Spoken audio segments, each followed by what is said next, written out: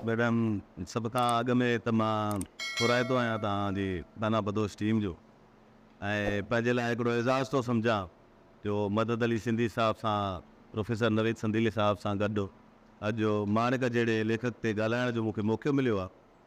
ऐं ॿी ॻाल्हि जेकॾहिं तव्हां माइंड न कयो त स्टॉप वॉच फ़िलहालु पंहिंजी बंदि करे छॾियो, छो त मां तव्हांखे ॿुधायां त राति मां 9 वॻे लारगढ़े मां चढ़ियो आहियां, जामशोरे में मां 3 वॻे लथो आहियां, हुते दोस्त हुयासीं, कचहरी कईसीं, 5-6 वॻे ताईं कचहरी कईसीं, 2 कलाक सुतो आहियां, वरी पोइ मां आयुसि संगत सां ऐं वरी लैंग्वेज अथॉरिटी में कुझु कमु हुयो, फिक्स 4:30 वॻे हिते पहुतो आहियां। पहिरियों माण्हू पहुचण वारो मूंखे ख़बर न हुई त हिते बि लाड़काणे वारो सिस्टम आहे। सो ॿियो जेको माण्हू पहुतो उहो नवीद संदीलो साहिबु हुयो ऐं हीअ जेको कैफ़े जो दरवाज़ो खोलण वारो बि पोइ पहुतो। त ॻाल्हियूं घणियूं आहिनि, जेकॾहिं हुन ॻाल्हाइण ते अचूं त घणो टाइम थी वेंदो, पर मां थोरो इन्हनि शयुनि खे समअप कयां थो।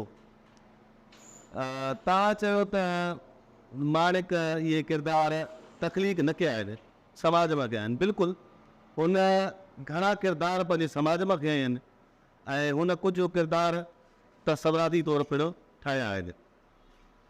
मिसाल तौरु हुनजे हिकिड़े नावेट जो किरदारु आहे जंहिंजी भेण भॼी थी वञे, तव्हां सवेल को स्टेटस बि रखियो हो त माण्हू उन अजीब नज़रुनि सां निहारण लॻनि था ऐं उहो सोचे थो त भेण त मुंहिंजी भॼी हुई आहे, माण्हुनि खे छो पेट में सूरु आहे। त अहिड़े क़िस्म जा उन किरदार बि तख़लीक़ कया आहिनि। मदद अली सिंधी साहिबु सवेल ज़िक्र कयो, तबियत में शरीफ़ माण्हू हुयो। मुंहिंजे लाइ इहो एज़ाज़ आहे त मुंहिंजी जेको आहे एमफिल थीसिस जो मुहाब लिखियो मदद अली सिंधी साहिबु लिखियो ऐं मुंहिंजे थीसिस खे तहक़ीक़ी मकाले खे मदद अली सिंधी साहिब जे मुआद सां 4 चंड लॻी आहे। मां सम्झां थो त माणिक जी ज़िंदगीअ ते, उनजे ज़िंदगी जे तजुर्बनि बाबति जेकॾहिं सभ खां बहितर को माण्हू लिखी सघियो आहे त उहो आहे मीर थेबो ऐं उन सां गॾु जेकॾहिं कंहिंजो नालो आहे त उहो आहे मदद अली सिंधी साहिबु। जेतिरे क़दुरु माणिक जे बारे में तबियत में सादगी शराफ़त वारी ॻाल्हि आहे त मीर थेबे पंहिंजे मज़मून में लिखियो आहे त हिकु भेरे असां कंहिं बाज़ार मां गुज़री रहिया हुआसीं ऐं उते रस्ते हलंदे थोरी पीअ हुई, रश हुई, उते कंहिं छोकिरीअ जो माणिक खे पासो लॻी वियो, जंहिंखां पोइ माणिक चयो त ॿीहर हिन घिटीअ खां न हलंदासीं। एतिरी शराफ़त हुयसि ऐं मीर थेबो लिखे थो त हुनजी दिलि में ख़्वाहिश हूंदी हुई त जेकर मां बि कंहिंसां प्यारु कयां, कंहिंसां मुहबत कयां, पर हू कॾहिं बि अहिड़े क़िस्म जी का ॻाल्हि न करे सघियो, कंहिंसां बि पंहिंजी मुहबत जो इज़हार न करे सघियो। हुनजे अंदर में हिकिड़ो ख़ौफ़ वेठल हूंदो ऐं इहो ख़ौफ़ तव्हां जेको आहे हुनजे नाविल साह मुठ में तव्हां ॾिसी सघो था। सिंधी प्रोफेसर जी हिकिड़ी कहाणी आहे जंहिंखे लॻे पियो त को माण्हू मुसलसल हुनजी पोइवारी करे पियो, हुनजी जाचूसी करे पियो। सिंधी में टिपिकल लफ़्ज़ जाचूसी चयो वेंदो आहे, जासूसी आहे उहा त। ऐं नसीर मिर्ज़ा साहिबु बि वेठो आहे हिते। नसीर मिर्ज़ा साहिबु ॾाढो ख़ूबसूरत लिखियो त हुनखे माणिक खे लॻंदो हो त हुनजे साह मुठ जे हीरे वांगुरु को वाक़ई हुनजी ज़िंदगीअ में बि को हुनजी फॉलोअप करे पियो, को हुनजे पोयां गॾु आहे। हिकु त इहो हुयो। ॿी जेको ज़िक्र निकितो सोशल वेलफेयर खाते में नौकिरी करण वारो मदद सिंधी साहिबु इहो ज़िक्र कयो। मूं जॾहिं एमफिल थीसिस कई पई त नवाब शाह मां अवैस मुनवर सिराज जे महिरबानी सां ऐं माणिक जे पुट सां मूं कचहरी कई, हुनजी मिसिस सां मूं इंटरव्यू कयो। उहो इंटरव्यू मूं वटि पियो आहे। उहा इहा ॻाल्हि निकिती उते त मिसिस मुनीर इहा ॻाल्हि कई त छो त हाणे ज़िले लेवल जी नौकिरी हुई, कुर्सी हुई, उते मुनीर साहिबु रिज़ाइन ई हिन जे करे ॾिनी, इस्तीफ़ा ई हिन जे करे ॾिनी त मां हिन इंतिज़ामी उहिदे ते आहियां। सुबुह शाम मूंखे जेको आहे वॾेरनि सां उथिणो वेहणो थो पए ऐं उन्हनि सां ॻाल्हाइणो थो पए, उन्हनि सां लह विचर करणी थी पए, हिन जे करे मूंखे इहो भांइ न पियो ऐं मां इहा जेको आहे नौकिरी छॾे ॾिनी। बहरहाल ज़िंदगी जे आख़िरी 3 ॾिहाड़नि में हुनखे नौकिरी जी ज़रूरत हुई। हुन पंहिंजे दोस्त हिदायत मंगीअ ॾांहुं ख़त लिखियो त मूंखे अवामी आवाज़ हाणे सम्झां त हिलाल पाकिस्तान में नौकिरी वठी ॾियो। ऐं इन विच में हुन मेडिकल स्टोर बि खोलियो ऐं मेडिकल स्टोर जे बारे में मदद अली सिंधी साहिबु बि ॻाल्हायो। मीर थेबे लिखियो आहे त मां कुझु ॾींहं अॻु हुनजी ख़ुदकुशी खां अॻु में मां मिलण वियो, मां पुछियोमांसि त मेडिकल स्टोर जो धंधो कीअं थो हले तव्हांजो? चई यार सुठो नथो हले। मां चयोमांसि त मां ॾिठुमि त उहो हिसाबु दवाऊं ॾिए पियो त उनखे हिसाबु करणु बि कोन पियो अचे, कैलकुलेशन बि करणु कोन पई अचे।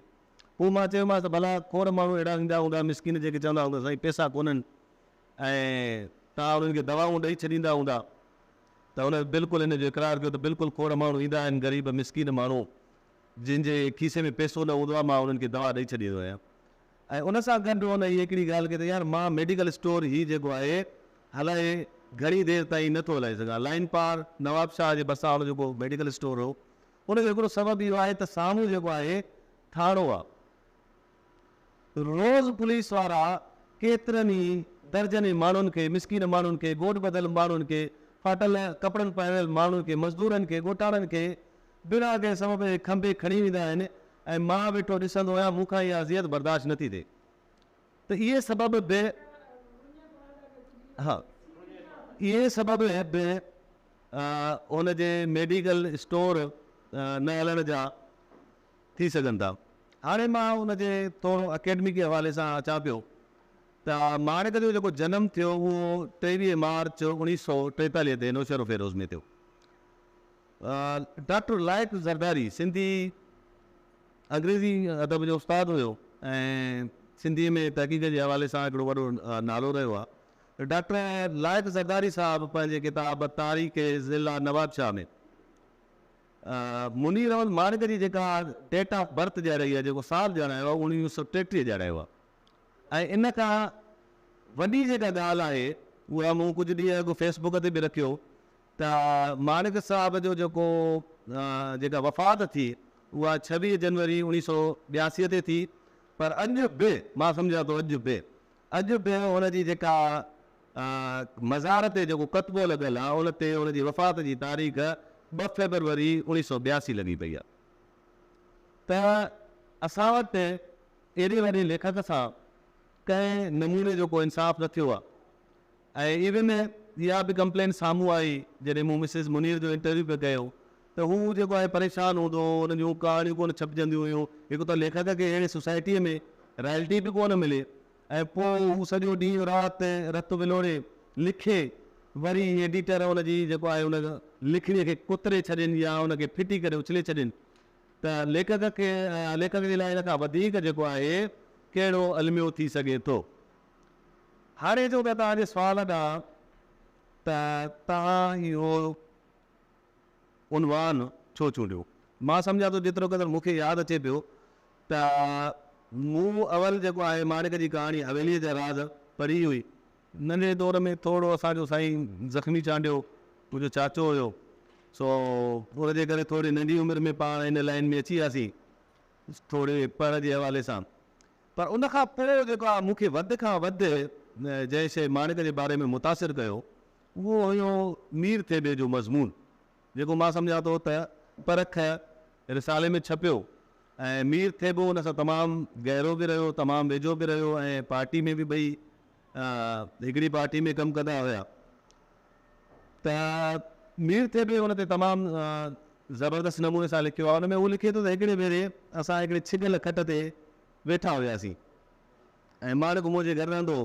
मां हुन खां पुछियुमि ईअं वेठे वेठे पारे हुयासीं, मां पुछियोमांसि भला माणिक जेकॾहिं तूं पंहिंजे ज़िंदगीअ जे मक़सद में नाकाम थो वञे त छा कंदे? मूंखे फौरी तौर ते बिना कुझु सोचण जे ओॾी महिल ई मूंखे रिस्पॉन्स ॾिनई, ओॾी महिल ई जवाबु ॾिनई त जेकॾहिं मां पंहिंजी ज़िंदगीअ जे मक़सद में नाकाम थियुसि त मां पाण खे मारे छॾींदुसि।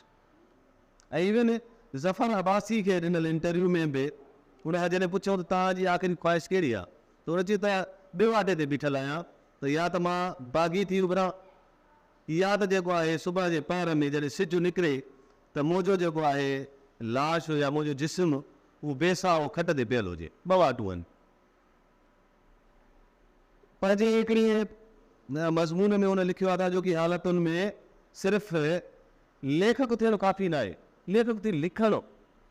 तव्हां सवेल जेका कहाणी पढ़ी वक़्ताए तो मौत, बिल्कुलु ईअं थो लॻे ॼण माणिक जे मौत ते कंहिं ॿिए माण्हू इहा कहाणी लिखी आहे। अॼु खां 50 साल अॻु जूं हालतूं कहिड़ियूं हुयूं। MA पास नौजवान, हुन वटि सिफ़ारिश कोन्हे, हुन वटि पैसो कोन्हे, हुन वटि मिनिस्टर जो विज़िटिंग कार्ड कोन्हे, त हुनखे नौकिरी नथी मिले। ऐं होॾां जेको आहे नौकिरियुनि जी देॻ लथल आहे बुढे साहब जे दौर में, पर जेके अहिल माण्हू आहिनि उन्हनि खे नौकिरियूं नथियूं मिलनि। ऐं उहे चए थो मां धिका खाई खाई वॾेरे जे दर ते अहिड़ी का लैंग्वेज हुन इस्तेमालु कई आहे, सॼो ॼाणो मोटी आयुसि, मूंखे कंहिं खंघियो ई न। त इन हालतुनि में मां त सर्वाइव कयो ऐं मूंखे इंस्पायरेशन ॾिनी थीसिस लिखण जे लाइ इन मीर थेबे जो लिखियलु मज़मून। उन खां पोइ त मूं माणक जूं सभु कहाणियूं पढ़ियूं ऐं उन ते कमु कयो। ऐं ताज साहिबु असांजो वॾो आहे, साम्हूं वेठो आहे, असांखे ॾाढी ख़ुशी आहे। मदद साहिबु वेठो आहे। मूं जॾहिं माणक ते कमु करणु शुरू कयो त मुनवर सोलंकी लाड़काणे में असांजो दोस्त आहे। मूं हुन खां पुछियो यार मूंखे माणक जे बारे में कुझु मवादु खपे थो पियो। मां चयो यार माणक जे बारे में कंहिं ज़माने में इमदाद हुसैनी जीअं मोहल माण्हू जीअरी पीड़ा जे उनवार सां हिकिड़ो नंढिड़ो किताबचो छपरायो हो। कंहिं ज़माने में सर शाहनवाज़ भुट्टो लाइब्रेरी में हूंदो हुयो, पर हींअर उहो नथो मिले। सो मूं पंध कया, उन्हनि सां मिलियुसि। बिल्कुलु हेठि तरे में जेको आहे किताब टिड़ा पखिड़िया पिया, उतां मूं मवादु कढियो। साईं मदद साहिब खां इहा ॼाण हूंदी, असांजो अलाह हुनखे जन्नत नसीब करे, ख़लील मुरैणी साहिबु शिकारपुर में बीमारी जे बावजूदि हुन तमामु सुठो कंट्रीब्यूट कयो, असां कंट्रीब्यूशन कयो। मां नवाब शाह जा चकर काटिया ऐं तमामु घणो मवादु हथु कयो। उन खां पोइ जेको मूं मवादु हथु कयो लॻभॻि 3 किताब हुया जेके माणिक जा हुया, जेके कंहिं बि किताबी सूरत में अञा न आयल हुया। ऐं सभ खां अॻु में मूं मदद साहिब सां राब्तो कयो। मदद साहिब खे अर्ज़ु कयो, मां चई हाणे असां त नौकिरी खां ॿाहिरि निकिरूं ई कोन था। ऐं मां सम्झां थो त हीअ हैदराबाद में पहिरियों भेरो मां ऑडियंस सां मुखातिबु थियो आहियां। पंहिंजी हिकिड़ी महदूद दुनिया आहे, पंहिंजा मामला आहिनि, पंहिंजा मसइला आहिनि, उते बसि केदो बंदि लॻाए पिया आहियूं। सो बहरहाल मदद साहिबु चयो त मां ॾिसां थो, अकबर लगारी साहिब खे चवां थो, बहरहाल उहो बि कमु कोन थियो। हुन खां पोइ मुमताज़ बुखारी ॾे मूं कहाणियूं मोकिलियूं।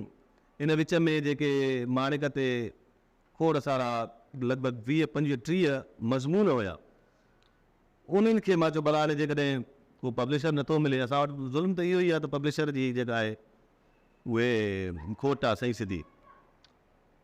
मुमताज़ बुखारी ॾांहुं मां उहो मवादु मोकिलियो। मुमताज़ बुखारी चयो त छपियूं था। बहरहाल उहो कोन छपियो। उन खां पोइ घणियूं ॻाल्हियूं थियूं ऐं बहरहाल मूंखे ख़ुशी थी त उहे ई कहाणियूं जेके आहिनि उहे ताज साहिब जन छपरायूं। ऐं मूंखे थोरो जेकॾहिं अरमान थियो त जेकॾहिं हिन कुंड पासे में मुंहिंजो नालो अची वञे हा, छो त इहे सभु जेके बि कहाणियूं आहिनि, मदद साहिबु आहे, ताज साहिबु आहिनि, असांजा वॾा आहिनि, भई इहे पाण इक़रार कंदा त इहे जेके बि कहाणियूं आहिनि, इवन अली नवाज़ गांगरे साहिब खे ख़बर हुई, उन मां तक़रीबन 70-80% कहाणियूं उहे आहिनि जेके मूं डिस्कवर कयूं, जेके मुख़्तलिफ़ रिसालनि में जेके लिखत वारी सूरत में हुयूं।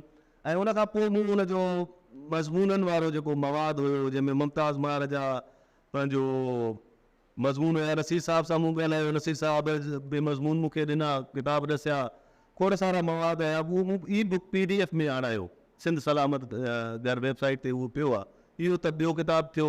टियों किताबु अञा ताईं हींअर पाइप लाइन में वेठो आहे, पियो आहे। ऐं उनजे लाइ बि पब्लिशरनि सां ॻाल्हियूं हलनि थियूं। पब्लिशर कॾहिं हा था कनि, कॾहिं न था कनि। उन में साईं हुनजा तक़रीबन 8-9 मज़मून अथसि। छो त हाणे मूं सां ॻाल्हि जो सिलसिलो कटिजी वियो। लाइक़ ज़रदारी खां शुरू कयो हुजे पाण। लाइक़ ज़रदारी साहिबु लिखे थो त हुनजी जेका पहिरीं कहाणी छपी 1968 में छपी, जॾहिं त उन माणिक जे हवाले सां कंहिं क़िस्म जी डॉक्टर आहे, कंहिं क़िस्म जी का तहक़ीक़ कोन कई आहे।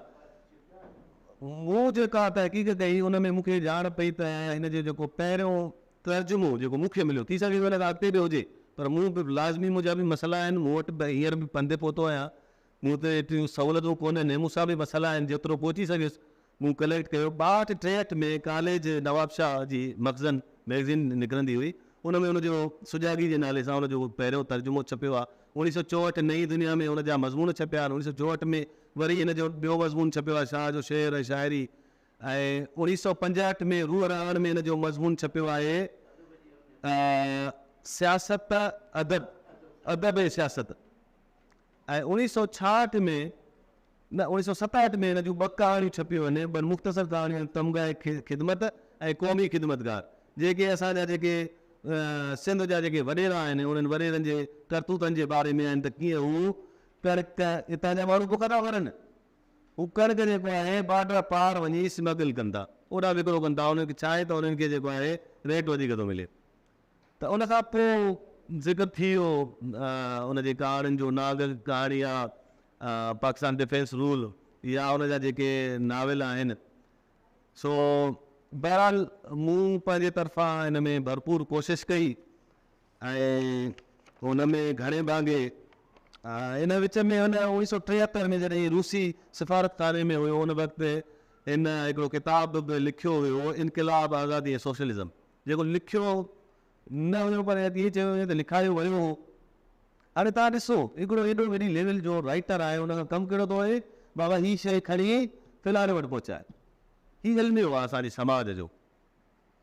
हिकिड़ा नौजवान जेको आहे तहक़ीक़ जी दुनिया में अचनि था, कमु करणु चाहिनि था, हिकिड़ी पंहिंजी थीसिस लिखनि था, उन सां गॾु हिकिड़े गुम थी वियल पना तारीख़ जा 3 किताबनि 4 किताबनि जी सूरत में ज़ाहिर कनि था, त उन्हनि खे को पब्लिशर कोन थो मिले। त बहरहाल अहिड़ियूं इन क़िस्म जूं खणियूं ॻाल्हियूं आहिनि। बाक़ी हाणे मां थोरी आख़िरी ॻाल्हि कंदुसि, ॻाल्हियूं त घणियूं मां नोट करे आयुसि। सो डिक्शन जे हवाले सां हुनजो डिक्शन आहे कहाणी अथसि कारी। ईअं तव्हांखे न लॻंदो तव्हां कहाणी था पढ़ो, तव्हांखे लॻंदो तव्हां शाइरी था पढ़ो, या हुनजी हिकिड़ी जेका आहे कहाणी आहे ॿाहिरि बाफ़ न निकिरे। हिकिड़ी औरत आहे जंहिंजी जवानी में जंहिंजो मुड़ुसु मरी थो वञे, समाज जी रीतियूं रस्मूं आहिनि न, अॼुकल्ह त वरी ज़मानो अहिड़ो अची वियो आहे जो कुंवारनि छोकिरियुनि खे बि रिश्तो मिलणु ॾुखियो थी वियो आहे। त समाज जूं रीतियूं रस्मूं आहिनि जंहिंजो मुड़ुसु मरी थो वञे, जेका बेवा थी वञे थी। हिंदुस्तान में त घणो आहे, सती लकड़ी जी रस्म या ॿियूं, हुनखे शादी न करणी हूंदी आहे सॼी ज़िंदगी, अछो लिबास पाए घुमे वेचारी, कंहिं क़िस्म जी ख़ुशी न करे। त हिन जूं कुझु वाक़ियात असां वटि बि आहिनि। हाणे हुन बेवा सां शादी कोन थो करे, सुभाणे जो जॾहिं हू पंहिंजी माउ खे पंहिंजे पीउ खे वेझंदे थी ॾिसे त हुनजी फीलिंग अजीब थी वञे, ऐं पोइ पंहिंजो पाण खे ई ॻाल्हाइण लॻे थी त तूं छो चरी थी आहे, तूं माउ ते छो थी साड़ करे, तूं पीउ ते छो थी साड़ करे, कुदरत तुंहिंजो मुड़ुसु मारे छॾियो, तुंहिंजे हिसे में इहे शयूं न आहिनि त तूं छो थी साड़ करे हुननि सां। या हुनजी ॿी कहाणी आहे त हिकु कहाणी सवाइ सिरे जे, हुन जूं खोड़ कहाणियूं आहिनि जेके मुख़्तलिफ़ उनवाननि सां मुख़्तलिफ़ मैगज़ीननि में मुख़्तलिफ़ मक़ज़दनि में, हिकिड़े मक़ज़द में हुनजी हिकिड़े उनवान सां छपियल आहे, ॿिए मक़ज़द में हुनजी ॿिए उनवान सां छपियल आहे। उन में हिकिड़ी कहाणी आहे कुर्बत। हाणे मूंखे हुनजो असली जेको मूं वटि मारिक साहिब जी राइटिंग में जेको मवादु मिलियो हुनजे घर मां, अञा ताईं मूं वटि पियो आहे। मूं विच में महमूद मुग़ल साहिब सां बि ॻाल्हायो, इंस्टीट्यूट ऑफ सिंधियोलॉजी में हुया। मां चयो साईं मां चाहियां थो त हुनजे हथ अखर ऐं खोड़ सारी शयूं आहिनि, मां उन्हनि खे किथे महफ़ूज़ कयां। मूं वटि त पियूं आहिनि, को अहिड़ी जॻह हुजे जिते उन्हनि खे महफ़ूज़ करे सघां, महफ़ूज़ थी सघनि। साईं चयो साईं मूं वटि अहिड़ी का शइ कोन्हे। त उन कुर्बत में हिकिड़ो किरदारु आहे, मां नथो सम्झां त सिंधी कहाणीअ में अहिड़ो हुब वतनीअ जे हवाले सां ॿियो को किरदारु थी सघे थो। हिकिड़ी बंगाली औरत आहे, सदा सुहागण आहे, ऐं जेका पंहिंजे उन कमरे में जिते मुख़्तलिफ़ क़िस्मनि जा मुख़्तलिफ़ तबक़नि जा ग्राहक अचनि था, उते शेख मुजीब जो फोटो हणी वेठी आहे। उहा पंहिंजे जिस्म जो विकिरो करे थी, पर पोइ बि हुनजे बावजूदि हुनजी जेका रहे हिते थी, पर हुनजी जेका दिलि धड़के थी, पंहिंजे वतन जे लाइ दिलि धड़के थी। ऐं हुते हिकिड़ो सिंधी नौजवान अचे थो, जेको खणी त कहिड़े नमूने सां अचे थो, कहिड़ियूं नियतूं खणी अचे थो, पर जॾहिं हुनजी उहा हुबुल वतनी वारी मुहबत ॾिसे थो त हुन सां हुनजो दिली लगाव पैदा थी थो पए। मानो सम्झा त सिंधी कहाणीअ में हुबुल वतनी जे हवाले सां अहिड़ो को ॿियो किरदारु हूंदो। किरदारनि जे हवाले सां हुनजा किरदार जीअं क्लारक जी पहिरीं तारीख़, हिन ते शमसुद्दीन मुरसाणी साहिबु तनक़ीद बि कई त हुन खां हलंदे हलंदे कहाणियुनि में जेको आहे जीअं खाता हूंदा आहिनि सौदनि जा, उहे बि ॾिए थो। पर हुन डिस्क्राइब कयो आहे मुख़्तलिफ़ नमूननि सां, जीअं जदीदियत जो उहो लंबरदार हुयो। जदीदियत में इहा आहे त पुराणा जेके बि रीतूं आहिनि, लिखण जा अंदाज़ आहिनि, ॻाल्हाइण जा मौज़ू आहिनि, किरदार आहिनि, उन्हनि खे फिटो कयो कुझु नई शइ, मॉडर्निज़म।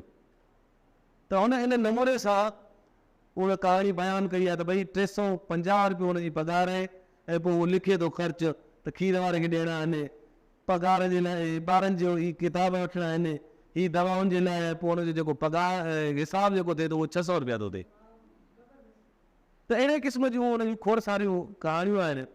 तव्हां बि बार बार टाइम ॾाढे ॾिसां थो मुंहिंजी अच्छा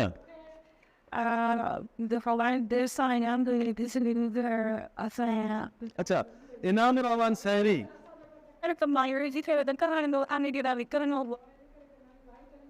अच्छा डॉक्टर सफ़िया इबाद ॿ टे ॻाल्हियूं मां कंदुसि ॿ टे ॻाल्हियूं बि बुलाड़ी डॉक्टर सफ़िया इबाद उर्दू में ख़ुदकुशी अदीबनि जी जेका ख़ुदकुशी आहे उन मौज़ूअ ते PhD कई आहे, ॾाढी सुठी हुन महिनत कई आहे।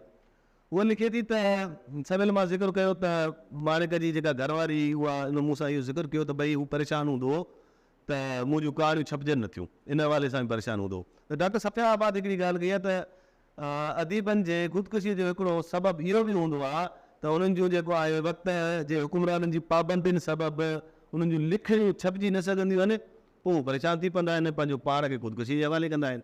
इनामुर रहमान सहरी ख़ुदकुशीअ ते हिकिड़ो ॾाढो ख़ूबसूरत शायदि रिटायर्ड DIG हुयो, ॾाढो सुठो हिकिड़ो तहक़ीक़ी किताबु हुन लिखियो आहे। हुन में हू लिखे थो त जेके बि ख़ुदकुशी कंदा आहिनि त उहे कंहिं न कंहिं नमूने सां उन ख़ुदकुशीअ जो अॻुवाट इज़हार ज़रूरु कंदा आहिनि।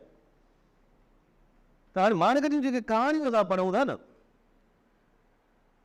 त उन्हनि कहाणियुनि जे किरदारनि खे पढ़ी करे या हुन जेको मीर थेबीअ खे चयो त मां नाकाम थियुमि ज़िंदगी जे मक़सद में मारे छॾींदुसि, या ज़फ़र अब्बासीअ खे हुन जेको इंटरव्यू ॾिनो त मां या त बाग़ी थी उभरां या त जेको आहे सुबुह जो मुंहिंजो लाश बेसाओ खट ते पियल हुजे।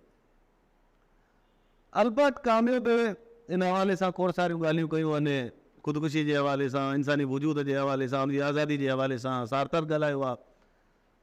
त मूंखां वरी शयूं थोरी इहा ॻाल्हि मूंखां थोरी मिसप्लेस थी वई। बहरहाल त ॻाल्हियूं घणियूं आहिनि, त मूंखे ख़ुशी थी हिते अची करे तव्हां सां मुखातिब थी करे, ऐं मां त हिकिड़ो मतिलबु ठाहे आयुसि त खोड़ सारियूं ॻाल्हियूं कंदुसि, पर तव्हां टाइम ॾिनो 15 मिंट, सम्झा त 25 मिंट वठी वियो आहे।